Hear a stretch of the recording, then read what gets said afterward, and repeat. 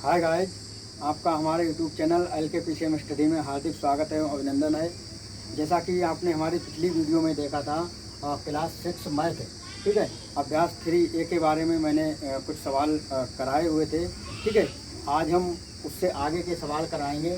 ठीक है, इसी के साथ मैं कुछ दो लाइनें बोलना चाहता हूँ कि ज़िंदगी जीना इतना कहाँ आसान होता है। ज़िंदगी जीना इतना कहाँ आसान होता है, इसमें कदम कदम पर एक बड़ा इम्तिहान होता है। ज़रूरी नहीं कि हर सबक किताबों से ही सीखा जाए। ज़रूरी नहीं कि हर सबक किताबों से ही सीखा जाए, इसमें ठोकरों का भी एक बड़ा योगदान होता है। ज़िंदगी जीना कहाँ इतना आसान होता है। तो चलिए इन्हीं लाइनों के साथ हम पढ़ते हैं अभ्यास 3A। जो क्वेश्चन छूटे हुए थे उन्हीं क्वेश्चनों के बारे में, प्रश्नों के बारे में आज हम डिस्कस करने वाले हैं। ठीक है, तो देखिए 8वां सवाल है। इसमें निम्नांकित संख्या रेखा देखिए। तो जैसा कि यहाँ पर संख्या रेखा है दी हुई, इसको देख लीजिए। ठीक है, और इसके बाद इसमें लिखा है कि इसकी सहायता से निम्नांकित पूर्णांकों के जोड़े के बीच के पूर्णांकों को आरोही यानी बढ़ते हुए क्रम में लिखिए। कहने का मतलब है कि जो संख्या रेखा दी हुई है, यहाँ पर कुछ पूर्णांक दिए हुए हैं। इन जैसे हर एक सवाल में दो दो पूर्णांक हैं, तो इन पूर्णांकों के बीच के जो पूर्णांक हैं उनको आरोही क्रम में लिखना है। ठीक है, तो पहला सवाल है यहाँ पर का नंबर में 2,5। ठीक है, तो आरोही क्रम का मतलब होता है बढ़ता हुआ क्रम। बढ़ता हुआ क्रम का मतलब आप समझेंगे कि सबसे पहले हम छोटी संख्या लिखेंगे और छोटी के बाद फिर उससे बड़ी, फिर उसके बाद उससे बड़ी। ठीक है, तो ये होता है आरोही क्रम।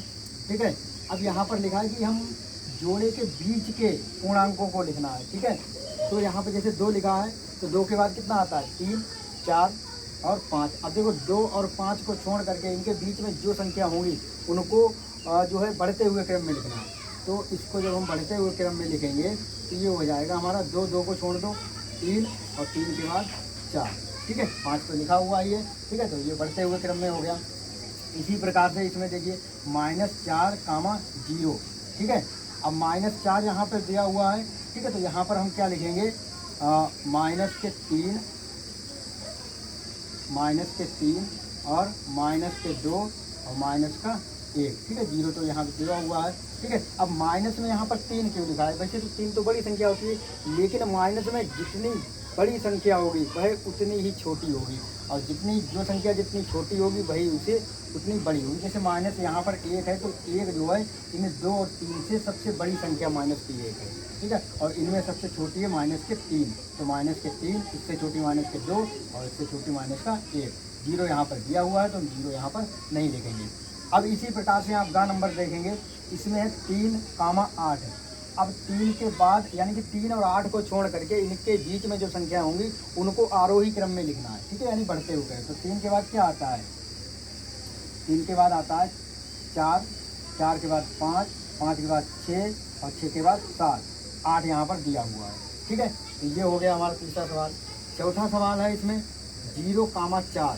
ठीक है, अब 0 को छोड़ना है, 4 को छोड़ना है, बाकी के बीच में जो संख्याएं होंगी उनको हमें लिखना है। ठीक है, तो बाकी की संख्या क्या होंगी यहाँ पर देखिए, 1 हो जाएगा, 1 के बाद 2 और 2 के बाद 3। ठीक है, 4 हमें नहीं लिखना है, और ये हो गया आपका आरोही क्रम यानी कि बढ़ता हुआ क्रम। इसी प्रकार से -5 और -2। ठीक है, इनकी बीच की संख्याएं हमें लिखनी है। तो इनके बीच की संख्याएं -5 और -2 को छोड़ करके बाकी की संख्याएं लिखनी है। तो क्या हो जाएगा -4, -3। ठीक है, 2 हमें लिखना नहीं है क्योंकि 2 इसमें दिया हुआ है, तो -4। अब देखिए -3 जो है वो 4 से भी बड़ी है। ठीक है, और -4 जो है वो 3 से के छोटी है। ठीक है, तो इसी प्रकार से अब हम देखेंगे 4 नंबर में। ठीक है, -1 और +4। अब यहाँ पर अब हम बढ़ता हुआ क्रम जब हम लिखेंगे तो यहाँ पर क्या हो जाएगा 0। ठीक है, 1, 2, 3, 4 नहीं लिखेंगे क्योंकि 4 यहाँ पर दिया हुआ है। ठीक है, इसी प्रकार से अब हम देखेंगे 9वां प्रश्न, निम्नलिखित के मान ज्ञात कीजिए। ठीक है, तो आप यहाँ पर देखेंगे, मैंने पिछली वीडियो में बताया था निरपेक्ष मान के बारे में। ठीक है, और निरपेक्ष मान हमेशा जो है पॉजिटिव ही आंसर उसका आता है। ठीक है, तो यहाँ पर क्या करेंगे, इसका आंसर जो है -13 मॉड -13, तो इसका निरपेक्ष मान निकालेंगे तो ये हट जाएगा मॉड का निशान और यहाँ पर हो जाएगा प्लस के 13। ठीक है, इसी प्रकार से इसमें जब हम निकालेंगे तो 12 है तो ये प्लस के 12 हो जाएगा। ठीक है, इसी प्रकार से माइनस के 37 है तो ये हो जाएगा प्लस के 37। ठीक है, इसका हमेशा मान जो है निरपेक्ष मान हमेशा पॉजिटिव में ही रहता है। ठीक है, धनात्मक ही रहता है। इसी प्रकार से 0 तो 0 का 0 ही रहेगा। यहाँ पे माइनस के 47 हैं तो ये बराबर हो जाएगा प्लस के 47 और यहाँ पर बराबर 101। ठीक है, तो इसी प्रकार से अब हम चलते हैं 10वें नंबर पर। एक्सरसाइज का लास्ट सवाल है, अपनी अभ्यास पुस्तिका में सत्य या असत्य कथन की पहचान कर लिखिए। ठीक है, तो जैसा कि यहाँ पर दिया हुआ है सबसे छोटा पूर्णांक शून्य है। पहला सवाल है कि सबसे छोटा पूर्णांक जो है शून्य है, तो यहाँ पर है आएगा असत्य। ठीक है, तो सबसे छोटा पूर्णांक हमारा शून्य नहीं होता है, शून्य का विपरीत नहीं होता है, तो यहाँ पर ये हो जाएगा आपका। ठीक है, सत्य हो जाएगा, यानी कि शून्य का विपरीत, शून्य का उल्टा जो है शून्य ही होता है। ठीक है, तो शून्य का विपरीत नहीं होता है, ये इन्होंने सत्य कहा है।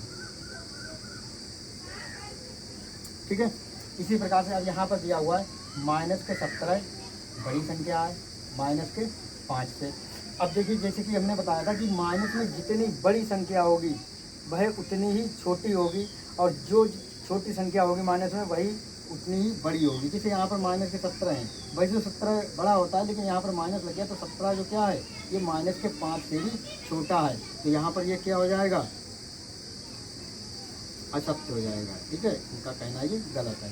अब इन्होंने कहा है, कहा नंबर में आप देखेंगे, एक धनात्मक पूर्णांक अपने योगात्मक प्रतिलोम से बड़ा होता है। ठीक है, इन्होंने कहा कि एक धनात्मक कोई पूर्णांक है वो अपने योगात्मक प्रतिलोम से बड़ा होता है। योगात्मक मतलब उल्टा। ठीक है, यानी कि जैसे मान लीजिए कोई धनात्मक पूर्णांक हम ले लें, अगर यहाँ पे मान लीजिए यहाँ पर हम एक धनात्मक, तो यहाँ पर जैसे मान लीजिए यहाँ पर 10 ले लें। अब इन्होंने कहा कि अपने योगात्मक प्रतिलोम से बड़ा होता है, यानी कि इसी का योगात्मक करने तो क्या होगा माइनस के 10। अब इन्होंने कहा कि जो धनात्मक वाला है वो इनके योगात्मक से, यानी इससे क्या होगा ये बड़ा होगा, तो बिल्कुल इन्होंने सही कहा है, ये सत्य हो जाएगा। ठीक है, ये वाला हमारा क्या हो जाएगा सत्य हो जाएगा। अब यहाँ का नंबर देखते हैं, यहाँ पर लिखा है एक ऋणात्मक पूर्णांक अपने योगात्मक प्रतिलोम से बड़ा होता है।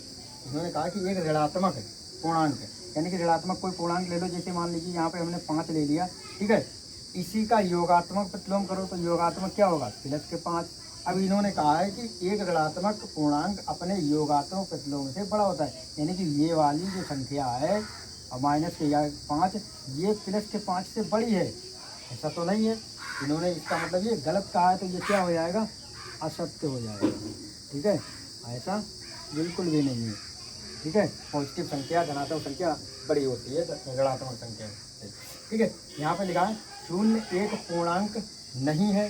ठीक है, तो ये भी इन्होंने गलत कहा भाई, शून्य क्या है, शून्य एक पूर्णांक है। जैसे कि मान लीजिए यहाँ पर एक संख्या रेखा है तो 0 यहाँ बीच में होता है, यहाँ पे पॉजिटिव संख्या है, यहाँ पे नेगेटिव संख्या होती हैं, ऋणात्मक होती हैं, तो भाई ये शून्य भी तो इसमें शामिल है पूर्णांकों में। और इन्होंने कहा कि शून्य पूर्णांक नहीं है, तो इन्होंने क्या कहा है ये बिल्कुल असत्य कहा है। ठीक है, इसी प्रकार से लास्ट देखेंगे, शून्य का योगात्मक प्रतिलोम नहीं होता है, ये बिल्कुल सत्य है भाई। शून्य का योगात्मक प्रतिलोम आप देखेंगे तो शून्य माइनस शून्य बराबर क्या हो जाएगा शून्य। ठीक है, तो शून्य का योगात्मक प्रतिलोम नहीं होता है, शून्य ही होता है। ठीक है, तो ये इन्होंने सत्य कहा है। ठीक है, तो आज का चैप्टर हमारा यही समाप्त होता है 3A। ठीक है, और नेक्स्ट वीडियो में हम देखेंगे 3 एक्सरसाइज 3B के बारे में। ठीक है, और इसी के साथ आज का वीडियो बस यहीं तक। वीडियो को लाइक करें, शेयर करें, कमेंट करें। जय हिंद, जय भारत, वंदे मातरम।